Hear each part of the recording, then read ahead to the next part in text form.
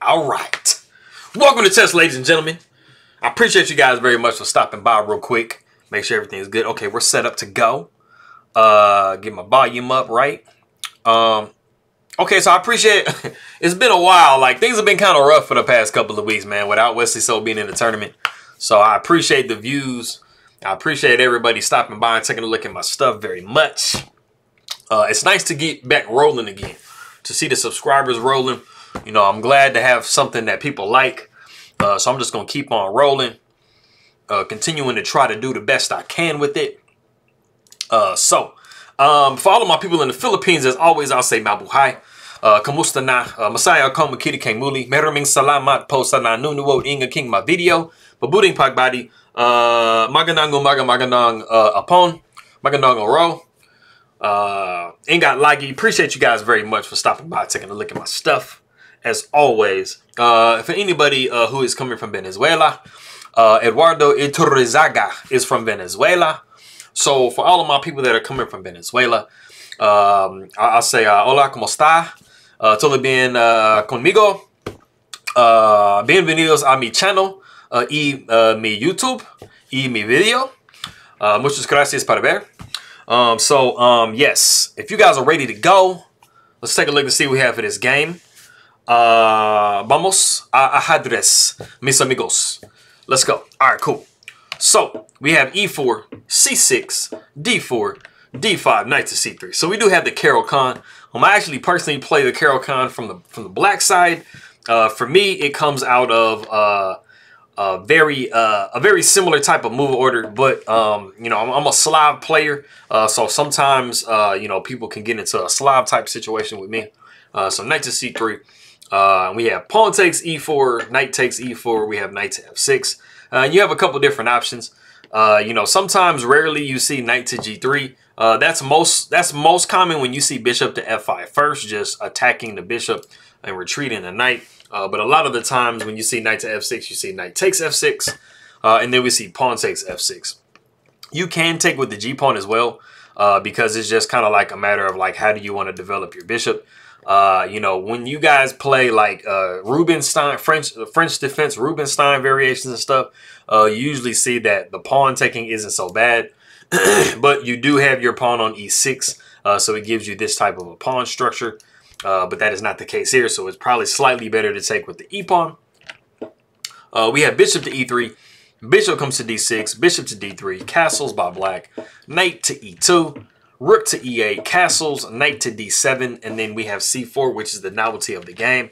I'm thinking that C3 was the move that we saw in the past in this position. But C4 makes a lot of logical sense. You're just trying to grab as much space as possible. You know, and then, you know, at some point maybe push C5 in like a B4 situation and kind of just expand as much as possible on the queen side. You know, getting a lot of space is never bad. So knight comes back to F8. We see knight to G3, knight to G6. So both white and black both have the same idea with their knights. Queen comes to C2, bishop to E6, rook F to E1. We see rook to C8, knight comes to E4. We have bishop to F4. Now, in this position, with it being pretty open, with the possibility of getting more open, the bishops are going to be favored more than the knights. So yes, white really wants to trade off one of the bishops. You know, Iturrizaga said, nah, you know what? We're not trading off bishops, or we're not trading a knight for a bishop. If we're going to trade, it's going to be on my terms, and we're going to go bishop for bishop. So that's what we see in the game.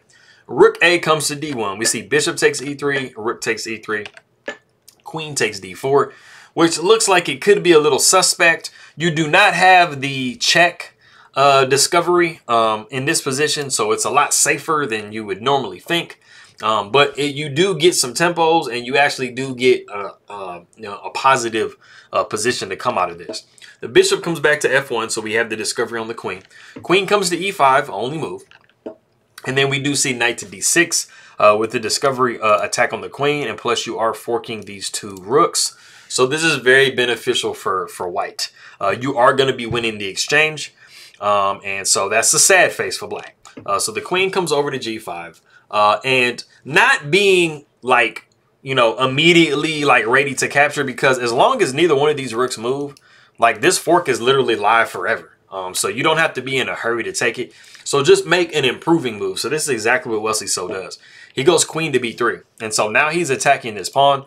And, you know, that, like I said, is still live on the board. So knight comes to e5. We see knight takes c8, rook takes c8, and then we have queen takes b7. And as you can see, black's position is kind of falling apart just a little bit. You know, they're definitely going to be a thorn in the side of white, so they're not just going to lay down. But, you know, this is actually very, very nice. So the rook comes to f8, and we actually see queen to e7 in the game. But it was actually possible just to take another pawn. And you guys can see that, you know, you're just down some material. So, but we do see queen coming to e7 in this position. h5 comes, we see rook to d8. Now this is forcing the trade of the only set of rooks, or the only rook that black has.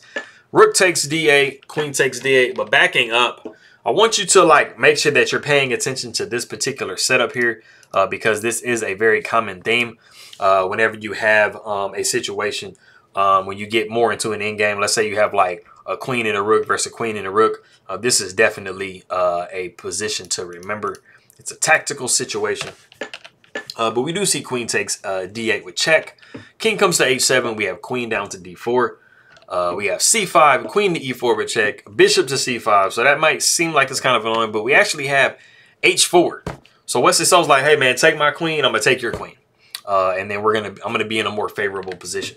So the queen comes back to g6, and now this is just really just kind of adding a lot of pressure to the queen. So now the queen has to move. So we see queen to d5, queen down to g4. We have g3, and we don't have to worry about light square weaknesses here, like, you know, all of these light squares, because we do have the bishop protecting all of these. So it's different. Like, let's say this bishop was just gone, right? Like, yeah, you'd have some problems if you were making all these dark light square weaknesses. So we're good to go. So the queen comes to d4, and this is exactly what white wants. They want to trade queens. Queen takes d4, pawn takes d4, and then you have rook over to a3. You know, you are up the exchange, and you have your bishop, and you're targeting this pawn. There's not really a great way to, you know, defend that pawn. So we see d3. So you do have to kind of be a little careful, because, you know, you don't want that pawn to just like promote. So we have rook to c3, preparing to like just start pushing your own pass pawn. We have knight to f3 with check. King comes, sidesteps to h1. Now you want to remember this as well, because a lot of times when you're playing games, especially if you're playing like a blitz or bullet game online or something like that, you know, you can, I mean, I'm not the only one, I'm sure, that has been in a situation where it just seems like you just get endlessly checked by the knight, and it's really annoying. So when you have this type of a situation where you sidestep like this, the knight doesn't have another immediate check. They have to kind of maneuver around a little bit before they can check you. So to save yourself a little bit of time, you just want to just like, you know, put that kind of like, if you can imagine like putting the opposition against the knight, like how you would have if you had diagonal opposition with the kings. So just a pointer. We have knight down to e1. F3 comes. King comes to h6. We see c5, because why not push the pawn? We see d2, and now you have to play bishop to e2 now, because, you know, you're looking at the pawn just skipping down the board and being a queen. So we see knight to d3. And this move actually makes me sad. Rook takes d3. I'm not really sure why Wesley So gave up the exchange here, but I was really sad to see this rook go, because that was like the best point in the position for white, is the fact that you had this rook over these other pieces, and it was making life really hard for black. And then we see bishop takes d3, and then bishop down to d1. Of course, this bishop is trying to deflect you away from this square, so they can just push his pawn, so you don't allow that to happen. But if we back up, after knight to d3, g4 was actually pretty legitimate in this position. And it kind of seemed really natural because f3 was played, so you prepared g4. So it's like, why not play it and then knock this bishop away somewhere, you know, start to kind of get your king into the thing. So that's what I would have liked to have seen, instead of just giving the rook away, because that was a really nice rook. So we do see bishop to d1. Bishop comes to c4. We see a3. And as you guys can see, you know, white has all of their pawns on dark squares except for this one, which is held by this bishop. So, I mean, you know, that's basically what you want your structure to look like when you're playing against a bishop. Put your pawns on opposite squares and literally just forget about them. We have bishop to d5. King comes to g1. We got g5. King comes to f2. g4. Pawn takes g4. Pawn takes g4. And then we have king to e3. And for some of you guys that are out there that are wondering, like, why didn't we just take the pawn here? That was actually the best move in a position to take the pawn. It was like super juicy. And just say, bam, let me just snap a pawn off the board. And it still has the ability to come back and defend this square. You might be thinking about this, but yeah, that's not something. No, because you have your pawn here. Yeah. This was a computer suggested move. So I'm thinking, yeah, if you come down here.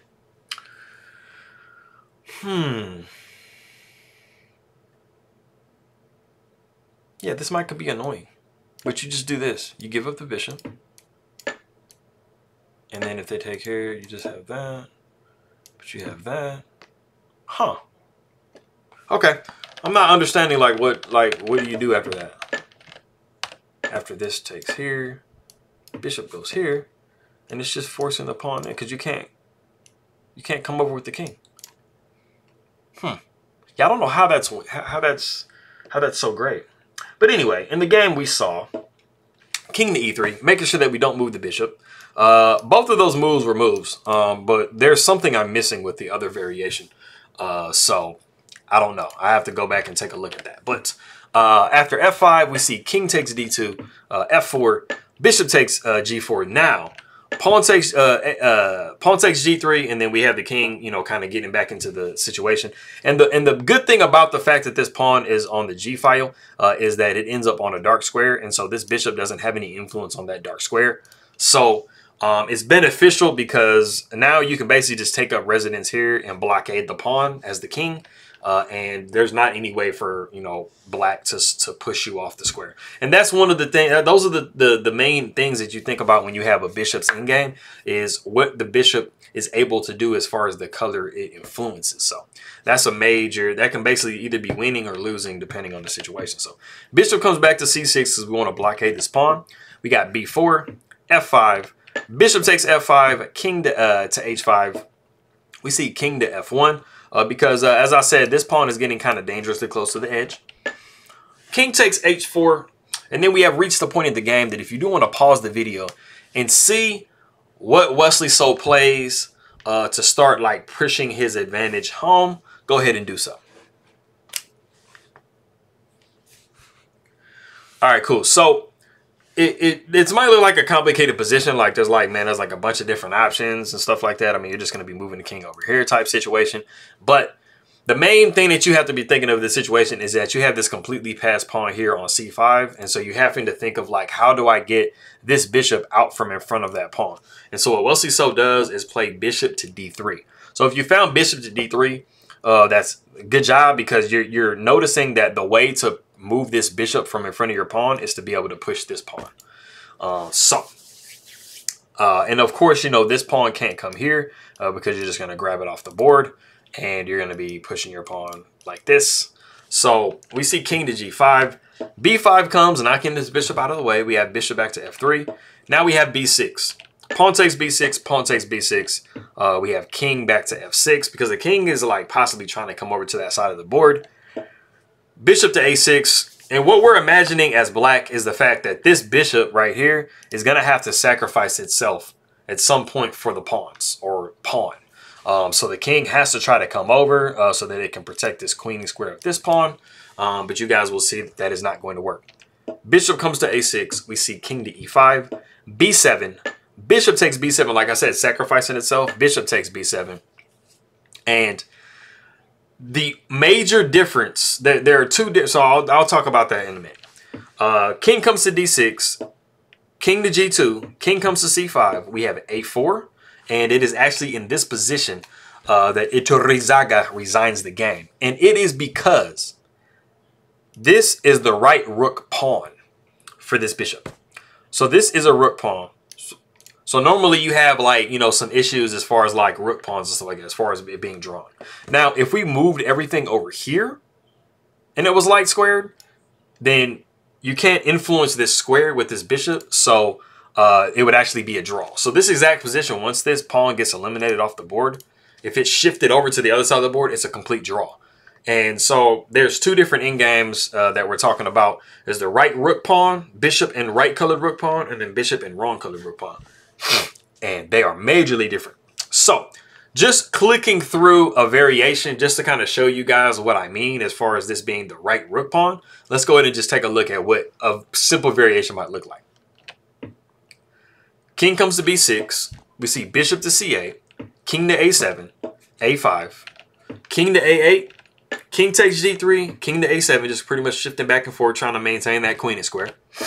King to f4, king to a8, king to e5, king to a7, king to d6, king to a8, king to c6, king to b8, bishop down to d7, forcing the king back over to one of its squares. King to a7, king down to b5, king to a8, king to b6, and now the king only has one move, king to b8. You have a6, king to a8, and then you have the key to the whole thing, bishop to c6, now forcing the king out of that corner square, which, like I said, you cannot do on this side. That is why it would be a draw. King comes to b8. We see a7 check, king comes to c8, and then a8 equals queen checkmate. And there are so many different types of variations that you can do. But if you know the important points of that endgame, then it is possible to play. You just have to make for sure that you do not stalemate your opponent. You definitely don't want to do that. So hopefully the games tomorrow are a little bit shorter. I don't usually show like 50, 60, 70 move, 90 move games. But these games are just really, really long today.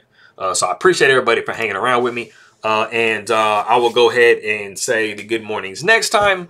But all of my people in the Philippines, maraming salamat, aking makaibigan.